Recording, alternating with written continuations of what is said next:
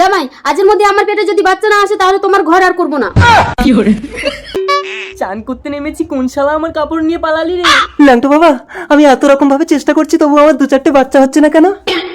এই মালটাকে বোকা বানিয়ে জামা প্যান্টটা নিতে হবে। কি ভাবছো ল্যাংটো বাবা? ভাবছি এই কঠিন তপস্যা তুই করতে পারবি তো? বাচ্চার জন্য আমি সবকিছু করতে পারবো ল্যাংটো বাবা। জামা প্যান্ট খুলে ল্যাংটু হয়ে জাদু পুকুরের জলে নেমে ডুব দিয়ে উঠে 1 ঘন্টা চুপ করে থাকতে হবে, তাহলে তোর বাচ্চা হবে। ওই কথা?